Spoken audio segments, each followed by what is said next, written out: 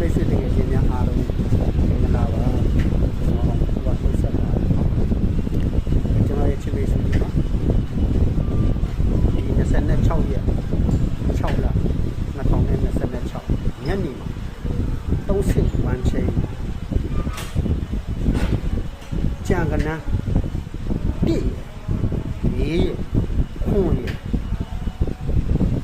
အဲ့ဒီသုံးလုံးကသူမပေးဘူးလားမပြီးလို့ရှိရင်နောက်ကဖိုးမထိုးနေတယ်နော်ပြည့်ရဲ့လေးရဲ့ခွန်ရဲ့သုံးလုံးကြံတယ်နော်အဲ့ဒီကနန်းသုံးလုံးခြံကနန်းဖြစ်ခဲ့မယ်ဆိုရင်လုံးဝမထိုးဘူးနော်ပုံးစစ်ကဝမ်းချိန်တော့6ကမနက်ကပြန်ကြမယ်သိနေသိလို့ကျွန်တော်က61လို့ကျွန်တော်ပေးခဲ့တယ်မင်းကနန်း6ပြည့်နဲ့ပြီးပါအောင်6ပြည့်လောက်သွားတယ်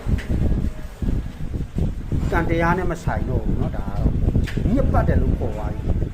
ဒါညစ်တယ်လို့ခေါ်သွားပြီဟုတ်လားကိုးသားတွေရဲ့မျက်နှာကိုကြည့်6သက်ချတယ်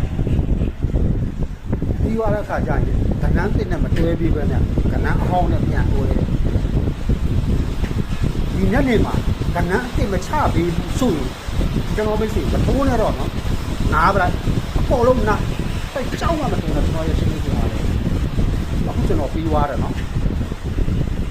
30ဝမ်းချင်းကိုတိတ်ရ၄ရခွန်ရတက်တယ်နော်